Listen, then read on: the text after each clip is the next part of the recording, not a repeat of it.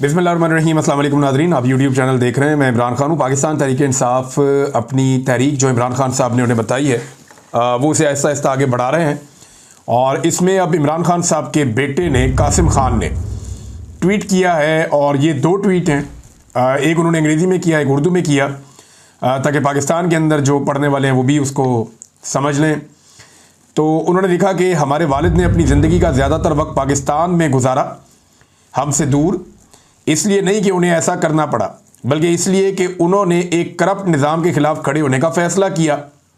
वो हर रोज़ हमारे साथ एक बाप के तौर पर मौजूद नहीं थे, लेकिन पाकिस्तान के लिए वो हमेशा एक रहनुमा बनकर खड़े रहे।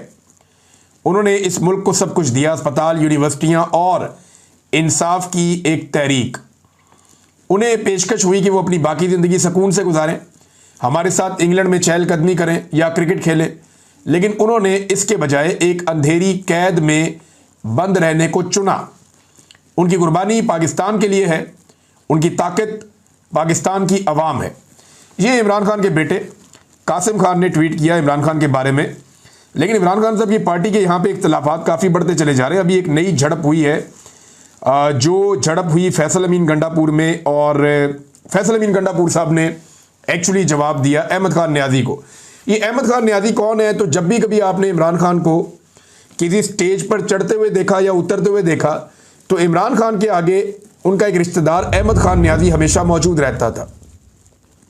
इमरान खान अपनी सिक्योरिटी के लिए उस पर बहुत भरोसा करते थे, और इमरान खान से उसका बड़ा गहरा ताल्लुक भी है, और घर का आदमी है वैसे भी।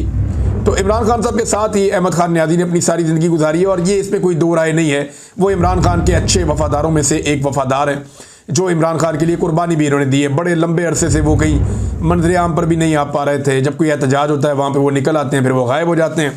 तो अहमद खान न्याजी जो है, उनकी पार्टी के अंदर भी इज्जत है, और इमरान खान साहब की नज़रों में भी एक इज्जत है। तो अहमद खान न्याजी जो है, इन्होंने एक तकरीर की थी और बड़े गुस्से का इजहार किया था जब अली अमीन गंडापुर ने 90 डेज़ का वक्त दिया था। पहले एग्जैक्टली देखते हैं उन्होंने कहा क्या था। अहमद खान न्याजी ने कहा, तुम डी चौक क्यों गए, हमें यह कहा जाता है। तुम ना जाते, संगजानी में रुकते, तो ये हो जाता या वो हो जाता।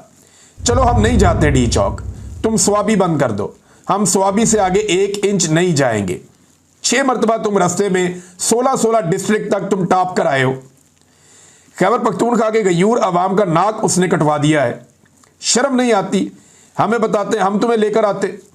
तुम 3 माह हमसे पूछकर तुमने दिए हैं, कोई 3 माह नहीं है। हम खान से पूछेंगे, किसी को खान के वोटों पर अयाशी नहीं करने देंगे। अच्छा, पाकिस्तान तहरीक इंसाफ में अक्सरियत का नुक्ता नज़र यह है कि ये जितने भी लोग इक़्तिदार में बैठे हैं, या जितने लोग जिस जिस सीट पे बैठे हैं, सारी इमरान खान के वोट हैं। और इतनी पॉपुलैरिटी थी कि इंतखाबी निशान के बगैर भी लोगों ने इनको आज़ादाना इनको जितवा दिया, इनको इतने वोट लोगों ने डाले। वैसे तो इमरान खान साहब ने 2/3 अक्सरियत ले ली थी, लेकिन छीन ली गई उनसे।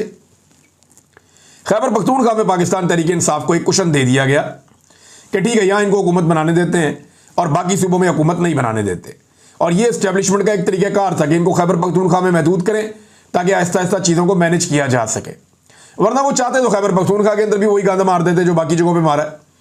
पंजाब के अंदर तो ये पत्ता भी नहीं हिलने देते ना, जैसा इन्होंने जुल्म और बर्बरियत पंजाब में की है, उसकी तो कहीं और मिसाल नहीं मिलती। अब फैसल अमीन साहब मैदान में आते हैं, और उन्होंने जनाब अटैक कर दिया मैदान में आने के बाद इमरान खान साहब के रिश्तेदार अहमद खान न्याजी साहब पे।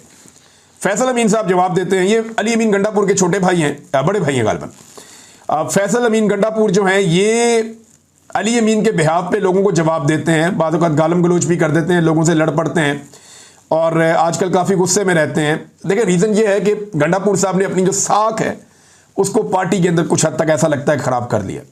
वो बार बार टाइम देते हैं कि इतनी देर बाद इमरान खान आ जाएगा, फिर कहते हैं इतनी देर बाद आ जाएगा, फिर कहते हैं नहीं इतनी देर बाद आ जाएगा, फिर कहते हैं अब मैं ये कर दूंगा, मैं वो कर दूंगा, मैं ऐसे ले आऊँगा, फिर कहते हैं मैं पहले गोली खाऊंगा, फिर कहते हैं कि डी चौक के अंदर मैं पहुँचूंगा, मेरी लाश पे से गुजरना हो। वो हर मरतबा पीछे हटते हैं, तो लोगों के अंदर जो है वो एक पैदा हो गया शिकवा।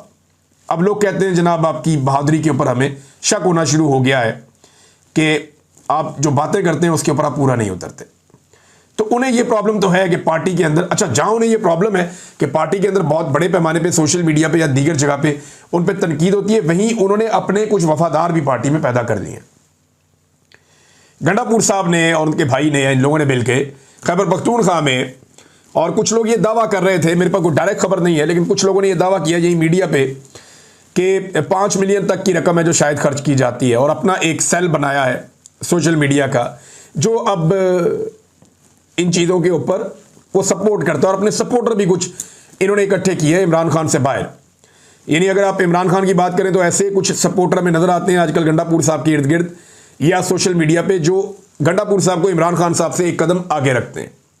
ऐसे ही सपोर्टर हमें माजी में शेर अफजल मरवत साहब के साथ भी नजर आते थे, लेकिन फिर वो बाद में मरवत साहब के साथ क्या हुआ वो आपके सामने है। अभी तक वो खुद को पाकिस्तान तहरीक इंसाफ का कहते हैं और समझते हैं, लेकिन पाकिस्तान तहरीक इंसाफ ने उन्हें अपने से अलग किया हुआ है।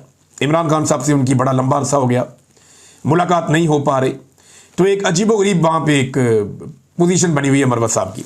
बहरहाल अब आप ये आए कि अली अमीन के भाई ने क्या कहा जवाब में, या अली अमीन के भाई ने क्या बात की।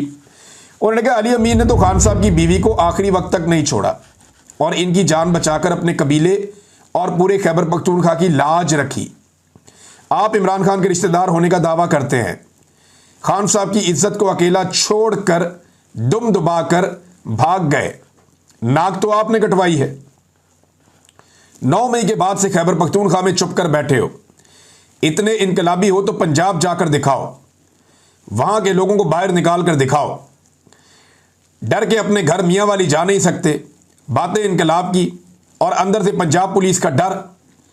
इमरान खान की बीवी को खतरे में छोड़कर बुज़दिलों की तरह भागकर तुम वही हो जिसने अपने पूरे कबीले और पंजाब की नाक कटवा दी। ये जनाब फैसल अमीन गंडापुर साहब ने कहा। अच्छा, इसमें ना थोड़ा सा मैं आपको एक चीज़ बताऊं। एक तो जब तक गंडापुर साहब या इनकी पूरी फैमिली ये भी छुपे हुए थे, भागे हुए थे, और ये भी पहाड़ों में घुसे हुए थे, मंजर आम पे आने की इनकी जरूरत नहीं थी। सोशल मीडिया पे इनका सारा इलेक्शन हुआ था। जब ये लोग इलेक्शन जीत गए और इन्हें बताया गया कि अब आपकी बारी है, आपको इक़्तिदार मिलेगा इस सूबे में, फिर अली अमीन गंडापुर साहब पहली मरतबा मंजर आम पे आते हैं। उस वक्त इनके वालिद गिरामी का इंतकाल हुआ था, अल्लाह ताला उन्हें गरी की रहमत करे, बड़ी ज़बरदस्त शख्सियत थे। तो तब अली अमीन गंडापुर साहब को पहली मरतबा मंजर आम पे देखा गया। मैंने इनकी फैमिली से रब्ता भी किया था कि अभी सूरत हाल क्या है, तो मुझे उन्होंने बताया जी हमें तो पुलिस अब प्रोटोकॉल दे रही है, वही पुलिस जो हमें गिरफ्तार करने के लिए छापे मारती थी, उन्हें पता चल गया कि अली अमीन वज़ीर आला बन रहा है, लिहाजा वही पुलिस हमें प्रोटोकॉल दे रही है। तो देखें, जब तक खैबर पख्तूनख्वा में हालात अच्छे नहीं थे तब तक अली अमीन गंडापुर या फैसल अमीन गंडापुर या इनके फैमिली के लोग ये भी भागे हुए थे और छुपे हुए थे। और मैं उन दिनों में इन्हें मिला भी था, मैं वहाँ गया था। 2 भाइयों से मेरी मुलाकात नहीं हुई, इनके भाई उमर साहब से मेरी मुलाकात हुई थी, और वो भी बड़ी मुश्किल में ज़िंदगी गुजार रहे थे। तो ये लोग तो भागे हुए थे जैसे आजकल पंजाब के लोग भागे हुए हैं। अगर उस वक्त कोई आपको चैलेंज करता कि आप सामने आए और सामने आकर लड़ें, तो क्या आप लड़ सकते थे? कभी भी नहीं। लिहाजा जब ताकत मिली, खैबर पख्तूनख्वा में हुकूमत मिली, तो अली अमीन गंडापुर ने एक ऐलान किया था और उन्होंने कहा था कि जिन लोगों को पंजाब में तंग किया जाता है, परेशान किया जाता है, उन लोगों को खैबर पख्तूनख्वा में हम अमान दे रहे हैं। वो खैबर पख्तूनख्वा में आ जाएं, हम उन्हें यहाँ पे तहफ़्फ़ुज़ देंगे और उनको गिरफ्तारियों से बचाएंगे। लेकिन अब इसी बात का ताना दिया जा रहा है कि पंजाब जाओ, वहाँ जाके ये करो वो करो। आज अगर खैबर पख्तूनख्वा में हुकूमत ख़त्म हो जाए और उसी तरह के हालात हो जाए, तो क्या आप खैबर पख्तूनख्वा में खुलकर फिर सकते हैं? ये लोग खुलकर नहीं फिर सकेंगे। लेकिन अब ऐसा लगता है कि इमरान खान साहब की रिहाई का मामला जो है वो आपसी लड़ाइयों की तरफ जा रहा है, उसकी नज़र हो रहा है। हालांकि ये सारे लोग चाहते हैं कि इत्तफाक़े राय पैदा हो, लेकिन अली अमीन गंडापुर साहब ने बार बार जो फैसले किए हैं, बार बार जो चीज़ें की हैं, उससे उनकी अपनी शख्सियत डैमेज हुई है। अब लोग जब तनकीद करते हैं तो उनका अपना सोशल मीडिया या उनका भाई या बाकी लोग एक्टिव हो जाते हैं कुछ लोग, और वो जवाबन जो है वो ताने देना शुरू कर देते हैं, लड़ाई करना शुरू कर देते हैं।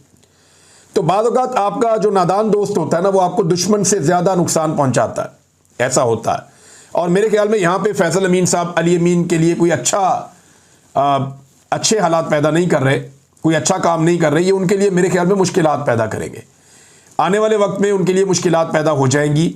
और अली अमीन गंडापुर साहब के ऊपर ज़्यादा तनकीद होती है जब इस किस्म से आप पार्टी के लोगों के ऊपर जो मजबूर हैं, जो परेशान हैं, जिन पे मुकदमे हैं, जो बेचारे पूरी रियासत के साथ अब वो निहत्ते हैं, वो बेचारे क्या लड़ेंगे? सिंपल ये है कि वो चला जाए मियाँ वाली और जाकर गिरफ्तारी दे देंगे, जी मुझे अंदर डाल दें आप 2 साल के लिए, 4 साल के लिए, तो इसको उठाकर अंदर डाल देंगे। कल आप लोग मुराद सईद को ताना दे देंगे कि भाई तुम छुपे हुए हो, तुम बाहर निकलो, तुम सामने क्यों नहीं आते? तो वो सामने आएगा तो आपको पता है क्या होगा, परसों आप कासिम सूरी को कुछ कह देंगे, फिर आप किसी और को कुछ कह देंगे, और अल्टीमेटली ये मामला आप इमरान खान तक भी ले जा सकते हैं। इनका पता कोई नहीं है, ये इमरान खान की बहनों पे भी चढ़ाई कर देते हैं ये लोग, तो बाकी तो दूर की बात है। बहरहाल ये मामला मैंने आपके सामने रख दिया कि यहाँ पे इख्तिलाफ राय पैदा हो रहा है और पाकिस्तान तहरीक इंसाफ के लोग ये चाहते हैं कि इस इख्तिलाफ राय को दूर किया जाए।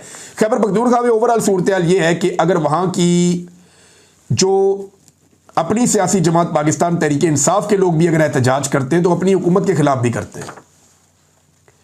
यानी शानदाना गुलजार साहब बता रही हैं जो जुल्म हो रहा है और जो हालात पैदा हो रहे हैं, उन्होंने एक मुतालबा किया। उन्होंने कहा जी SHO बुडबीर को मुअत्तल ना किया गया अगर सुबह 8 बजे तक, तो हम पूरा कोहाट रोड बंद कर देंगे। देखिए, इनकी पार्टी की हुकूमत है खैबर पख्तूनख्वा में, इनको तो बड़े आराम से जाकर बताना चाहिए वजीर आला को कि जनाब इस आदमी ने ये गलत काम किया है, ये ज्यादती की है, इस आदमी को यहां से हटाया जाए।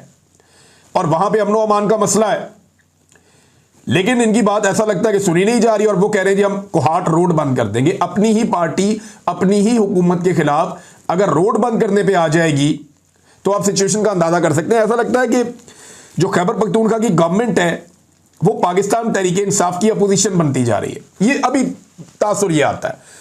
लेकिन दूसरी तरफ आप देखें कि सलमान अकरम राजा साहब हो गए या बैरिस्टर गौर साहब हो गए या एक शेख वकास अकरम साहब हो गए, इन लोगों के बड़े शानदार मुरासम हैं, ताल्लुकात हैं खैबर पख्तूनख्वा की हुकूमत के साथ भी, और ये गंडापुर साहब के साथ पूरी तरह सिंक है।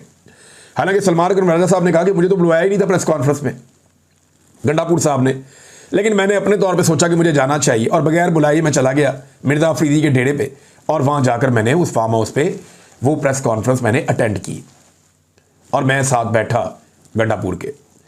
तो ये सलमान अकरम राजा साहब ने कहा जी मेरा फैसला था। तो उनके इतने अच्छे मुनासिब और इतने अच्छे ताल्लुकात हैं कि वो इस लेवल तक भी चले जाते हैं कि ना भी बुलाएं तो वो कहते हैं जी हम आ जाएंगे। अब ये तनकीद बढ़ती जा रही है गंडापुर साहब के मामले में। यहां मैं एक चीज़ आपके सामने और रखता हूं, आलिया हमजा और आतिफ खान, इन दोनों ने ये जोर दिया है कि 5 अगस्त के हवाले से जो इमरान खान साहब का हुक्म है वही तारीख है और वही हमारी तारीख है। जो 5 अगस्त की तारीख है, जो इमरान खान देगा, जो बात इमरान खान करेगा वही हमारी बात है, और जो तारीख इमरान खान ने दी है वही हमारी तारीख है, और 5 अगस्त पर ही हम जोर देते हैं। तो गंडापुर साहब के जो 90 डेज वाला फार्मूला है उसकी वजह से यहां पे एक अजीब सी सूरत हाल पैदा हो गई। नाज़रीन, एक बड़ी मजेदार खबर मैं आपको पढ़ के सुनाता हूं। ये बड़ी इंटरेस्टिंग खबर है और ये इतना बड़ा फैक्ट है कि 9 मई के हवाले से आप अंदाजा करें कैसे भोंडे, गलीज और घटिया मुकदमा दर्ज किए गए और किस किस्म के गवाह पैदा किए गए। एक गवाह तो वो था ना जिसपे आप आज तक हंसते रहे कि वो इमरान खान साहब के घर के 4 बैरियर क्रॉस करके वो इमरान खान साहब के ड्राइंग रूम में जाके इमरान खान साहब के सामने बीच में बैठ गया 4 बंदों में, और वहां इमरान खान साहब ने जो प्लानिंग की उसने वो प्लानिंग सुनी और वो ऐनी शाहिद के तौर पे जाके अदालत में गवाही दे रहा है। और भाई वहां कोई बंदा ऐसा अंदर नहीं जा सकता जिसका पाकिस्तान तहरीक इंसाफ से ताल्लुक नहीं है, इमरान खान साहब ने उसको बुलाकर नहीं बिठाया हुआ। जो लोग वहां अंदर जाते हैं मिलने के लिए उनको एग्जैक्टली आइडिया है कि उस ड्राइंग रूम में उस जगह पे पहुंचना मुमकिन ही नहीं है। ऐसा नहीं है कोई एतवार लगा हुआ और सारी दुनिया आ रही है और जिसका दिल कर रहा है जहां पे मुंह उठा के फिर रहा है, ऐसा नहीं है। वहां पे पहले बाहर वाला बैरियर, उसके बाद एक और गेट, उसके बाद एक और गेट, और उसके बाद अंदर एक जगह बिठा के इंतजार करा के वहां से बंदा फाइनल करके इमरान खान साहब को बता के उनके ड्राइंग रूम में बंदा दाखिल किया जाता था। और ड्राइंग रूम में टोटल जो बैठने की जगह थी मेरे ख्याल में 18-20 लोगों के बैठने की जगह थी, इससे ज्यादा जगह ही नहीं थी। और जो इमरान खान साहब ने अपना एक हल्का बनाया हुआ था बैठने का, तो 2 चेयर इधर थी, 2-3 लोग इधर और सामने 2-3 लोग, 8-10 लोग बैठ सकते थे। तो उनमें वो पुलिस वाला कहां से उठकर बैठ गया। तो ये तो एक अजीबोगरीब थी ना स्टोरी। अब एक और स्टोरी सुने आप। कोटलखपत जेल में 9 मई की साजिश के मरकजी एक गवाह है, इनका नाम है खालिद हसाम। ये पुलिस वाला है, इसने गवाही दी थी कि जी मैं ऐनी शाहिद हूं। मजे की बात यह है कि 9 मई की साजिश इसकी आंखों के सामने हुई, इसने यह दावा किया। आज थाना शादमान का रजिस्टर मंगवाया गया अदालत में कि थाना शादमान का रजिस्टर देकर आओ 9 मई का। यानी जब 9 मई की तारीख थी उन दिनों का जो रजिस्टर है जहां अंदराज होता है चीजों का रोजनामचा, जरा रजिस्टर लेकर आओ, इसमें हाजरी वादरी भी लगती है। तो जनाब थाना शादमान का रजिस्टर मंगवाया गया। जिस थाने में ड्यूटी वो आदमी करता था ये थाना शादमान ही था। तो इस रजिस्टर में इंकशाफ हुआ कि जिस दिन वो ये कह रहा है कि वो ऐनी शाहिद बना और जिस दिन वो ये कह रहा है कि उसकी आंखों के सामने ये साजिश हुई उस दिन वो बंदा ही छुट्टी पे था। खालिद हसाम नाम का आदमी उस दिन छुट्टी पर था जिस दिन उसने छुट्टी वाले दिन सोते हुए उसने ख्वाब देखा कि एक साजिश हुई है और उसने आकर जनाब बयान कर दिया और उसके ऊपर ये 9 मई का पूरा बयानिया गढ़ दिया गया। अंदाजा करें आप।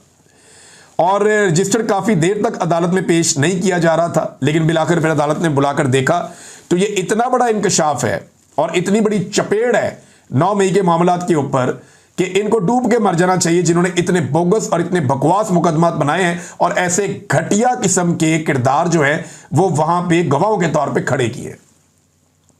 भाई केस बनाना वो तो कोई ढंग का बनाओ ना, केस बनाना है कोई उसका सर पांव तो हो, कोई लॉजिक तो हो।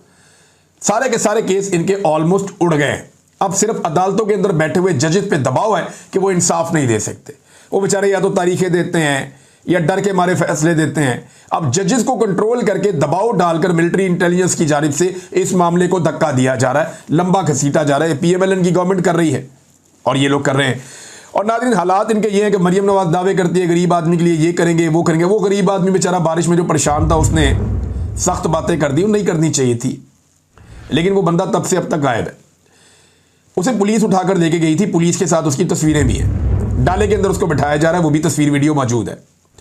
उसके बाद से अब तक उसके घर वालों को पता ही नहीं चला वो बंदा गया कहाँ पे। 2 दिन उसका बेटा आता है अदालत में आगे दरखास्त देता है कि जनाब मेरे वालिद को बाजियाब करवाया जाए, पता ही नहीं चल रहा कहाँ पे मुकदमा है, क्या हुआ, किसी अदालत में पेश नहीं किया। ऐसी अंधेर नगरी है पंजाब के अंदर कि उस बंदे को किसी अदालत में पेश करते उसकी जमानत करवाने के लिए कोशिश की जाती कि यार 2 जुमले इसने बोले हैं, इन जुमलों के ऊपर क्या हो सकता है, बाहर उसकी जमानत हो जानी थी, वो बाहर आ जाता, लेकिन इस बंदे को लापता कर दिया गया।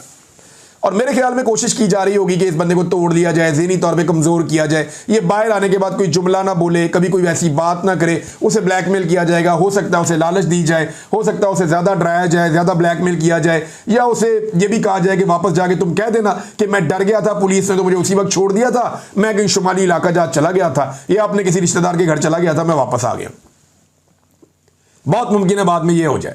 लेकिन चचा जो है वो पूरे पाकिस्तान में लोगों ने चचा को उठा के रख दिया, और लेकिन उनका बेटा कह रहा है जनाब उसका राब्ता नहीं हो रहा, बाजियाबी की दरखास्त डाल दी है। अब बेचारा आकर कह सकता है जनाब मैं खुद ही कहीं चला गया था, यही एक तरीका वारदात रह जाता है। और फिर हद है वैसे इस मुल्क में। अब कुछ लोग ये दावा कर रहे हैं कि ये चचा कहीं करशी में काम करता था। करशी कंपनी आपको पता है ये अद्वियात और मशरूब और बहुत सारी चीज़ें बनाती है। कुछ लोग दावा कर रहे हैं कि ये वहाँ नौकरी करता था, और दूसरा दावा ये किया जा रहा है कि शायद इसको नौकरी से निकाल दिया गया। इस बारे में कंफर्मेशन नहीं है, लेकिन बहुत सारे लोग ये कह रहे हैं कि बेशक नौकरी से निकाला गया, हम इस चचा की मदद करेंगे, जब तक इसको नौकरी नहीं मिलती, जब तक मामला ठीक नहीं होता हम इसकी मदद करेंगे। बहुत सारे लोग ये कह रहे हैं। लेकिन करशी में अगर वाकई ये काम करता था और करशी से वाकई इसको निकाला गया, तो मैं करशी वालों को एक बात बता दूं कि आपने थोड़ा बहुत किसी को खुश करने के लिए चाचे को अगर नौकरी से निकाल दिया ना, ये साजिद नाम है उनका गालिबन, अगर ये चचा साजिद को आपने नौकरी से निकाल दिया ना थोड़े बहुत अपने फायदे के लिए, तो ये ना हो कि कहीं आपका बाइकआउट हो जाए। और अगर आपका बाइकआउट हो गया ना, तो ये मुल्क के लोग तो जो मिलिट्री एस्टेब्लिशमेंट के जेरे सरपरस्ती चलने वाले जितने इदारे हैं उनका बाइकआउट करके इन्होंने ये हाल कर दिया था कि उनको अपनी प्रमोशन करवानी पड़ गई थी। तो ये आपका बाइकआउट कर दिया तो आपके लिए मुसीबत बन जाएगी, आपको बड़ा खसारा हो जाएगा। लिहाजा इस किस्म का पंगा ना लें, सियासी चीज़ों को सियासी रहने दें। वो चचा ने जज्बात के अंदर एक बात कर दी थी, वह ठीक है, वो वक्त चला गया, अब उनको हुकूमत को भी चाहिए कि छोड़ दे, वो अपने घर जाए।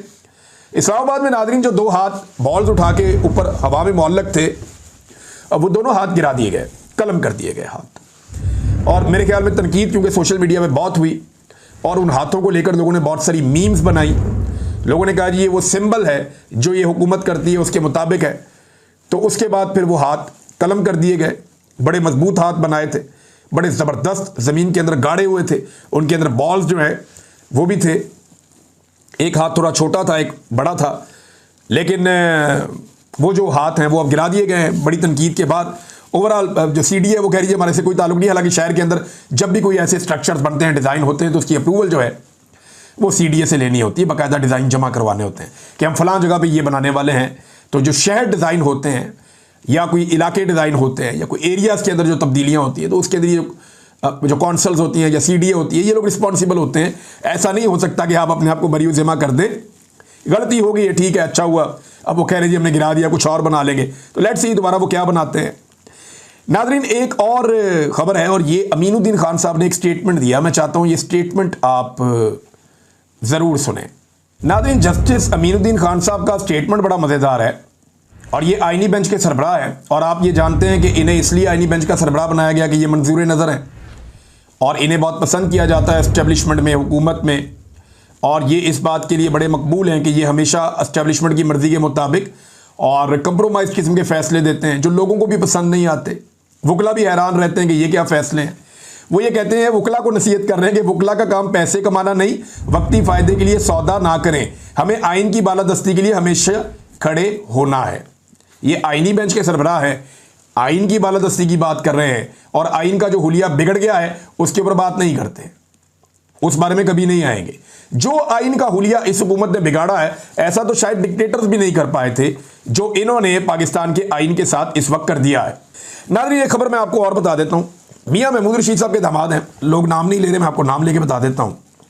मियाँ अकरम उस्मान साहब बड़े अच्छे आदमी हैं।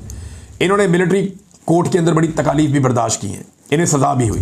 ये अभी हाल ही में बाहर आए हैं और इनके हवाले से पाकिस्तान तहरीक-ए-इंसाफ के अंदर बहुत सारे जो बड़े ओहदेदार हैं वो जोर लगा रहे हैं कि आलिया हमजा साहिबा की जगह पे इनको पंजाब का सदर बनाया जाए।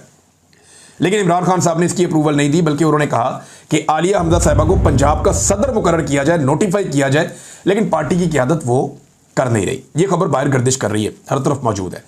मियाँ अकरम उस्मान साहब के हवाले से इमरान खान साहब ने कहा ठीक है, आप उनको लाहौर का सदर बना दें या कोई और जिम्मेदारी दे दें, लेकिन आलिया हमजा साहिबा को जो दिखाई दे रहा है वो ये है कि मुझे नहीं लगता कि पाकिस्तान तहरीक-ए-इंसाफ की इस वक्त जो मौजूदा क़यादत है, अली अमीन गंडापुर साहब का जो ग्रुप है, वो आलिया हमजा को किसी भी सूरत में इस वक्त पसंद कर रहा है या उनको किसी भी सूरत में एक्टिव देखना चाहता है। क्योंकि देखें, अब इख्तलाफात पैदा हो चुके हैं और इख्तलाफात जो पैदा हुए हैं उसका रीज़न और उसका जो सारा मंबा है, जो उसकी बेस है, वो अली अमीन गंडापुर साहब के इक़दामात की तरफ जाती है।